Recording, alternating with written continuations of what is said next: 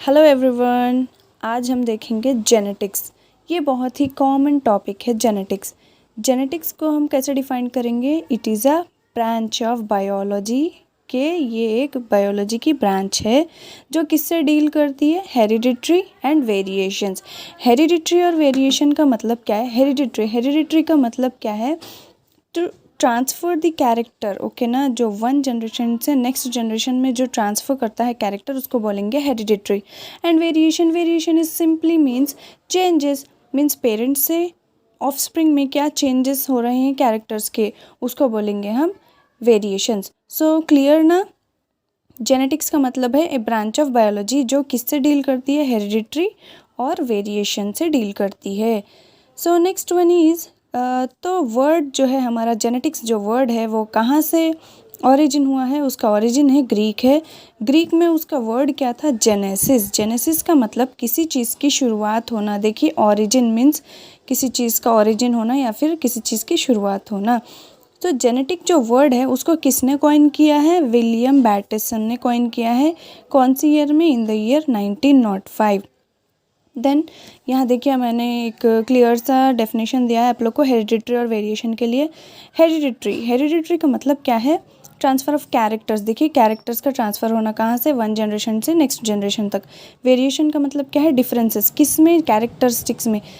किसके? One generation के another generation से डिफरेंस जो होते हैं कैरेक्टरिस्टिक्स के उसे बोलते हैं वेरिएशन।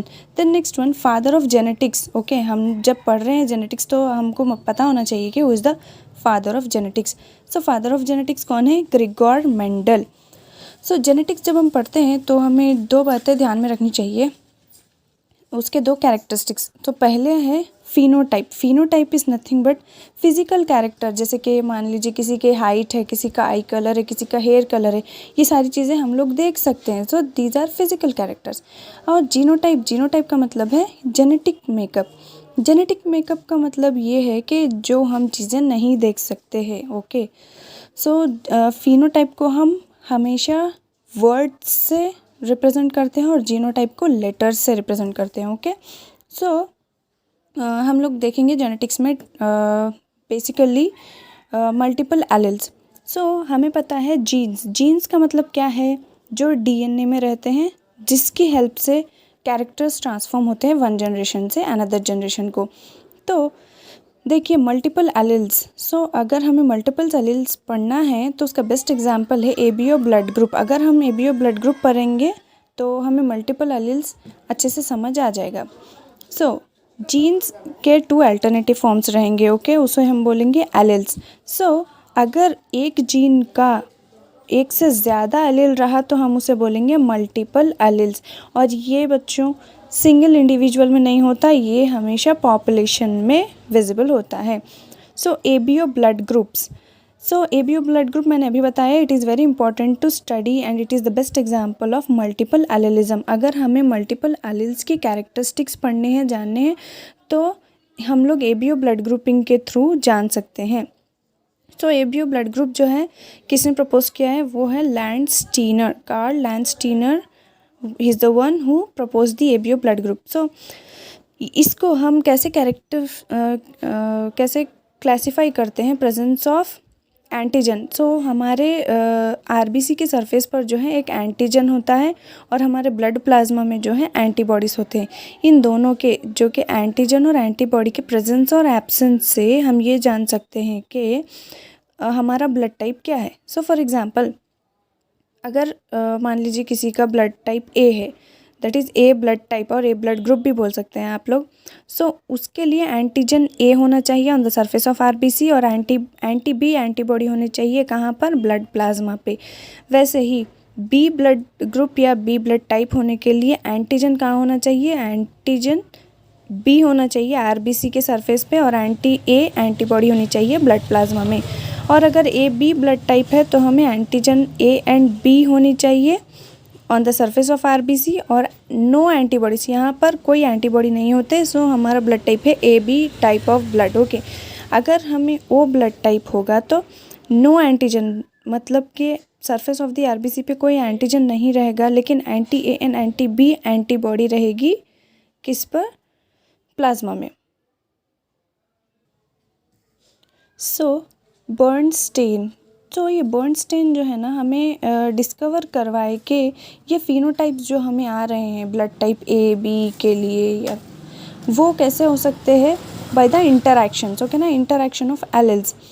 किसके, एलिल्स के इंटरैक्शन पे। वो कहाँ होता है, एलिल का नाम है, एलिल के इंटरैक्शन से वो एलिल्स किस में होते हैं, जीन में। वो जीन का नाम है आई, और वो जीन कहाँ पर रहता है, क्रोमोसोम 9 पर रहता है।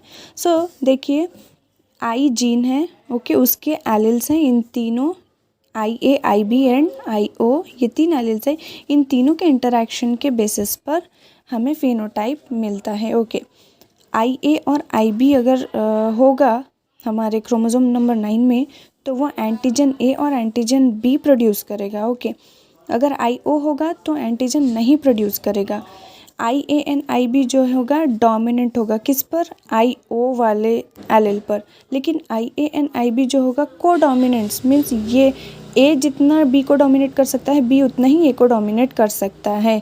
सो दिस इज़ वेरी की पॉइंट के यूनिवर्सल डोनर, मतलब कि ये जिसके पास ब्लड टाइप ओ होगा वो यूनिवर्स में किसी को भी ब्लड डोनेट कर सकता है। और यूनिवर्सल रेसिपिएंट का मतलब है ए बी, मतलब जिसके ए बी जो ब्लड ग्रुप होगा वो यूनिवर्सल रेसिपिएंट होगा, यानी कि वो हर किसी ब्लड टाइप से ले सकता है blood, okay. So based on this blood types, यहाँ पर 2 हाइपोथेसिस है कि वो RH पॉजिटिव होगा या RH नेगेटिव होगा, ओके। सो प्रेजेंस ऑफ 3, देखिए इसमें फिशर एंड रेस हाइपोथेसिस में हमें 3 एलिल्स दिए गए हैं, 3 set of alleles, set is nothing but 2, okay. तो 3 सेट ऑफ एलिल्स जो वेरी क्लोजली प्रेजेंट होते हैं, ओके। तो देखिए वो एलिल्स का नेम क्या है, RH एलिल्स बोलते हैं हम इन्हें, capital C, capital D, small d and capital E, small e। सो इनका अगर पॉसिबल हम लोग जीनोटाइप देखा जाए तो ये सारे जीनोटाइप और बहुत सारे बन सकते हैं, सो ऑन। लेकिन हमें क्या पता करना है कि ये पॉजिटिव और नेगेटिव कैसे होता है। तो देखिए जीनोटाइप जिसमें डी यानी कि ये है डोमिनेंट, डी एलिल जिस जीनोटाइप में होगा उसे कहेंगे RH पॉजिटिव। और जहाँ पर ये capital D small d 2 times आएगा, दैट इज़ डबल रिसेसिव, तभी हमको आएगा RH नेगेटिव।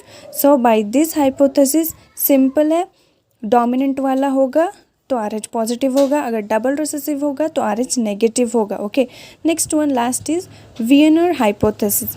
सो ये वियनर हाइपोथेसिस के भी ऑलमोस्ट ऑल सेम है, कि क्या है की पॉइंट्स, जीनोटाइप जो है जिसमें R यानी कि डोमिनेंट एलील होगा वो RH पॉजिटिव होगा, और जीनोटाइप जिसमें डबल रिसेसिव स्मॉल r होगा वो RH नेगेटिव होगा। If you like my videos please subscribe, share and इंशाल्लाह I will post new videos sex determination पर, criss cross inheritance, DNA fingerprinting, इन सब पर मैं वीडियो बनाऊंगी ज़रूर।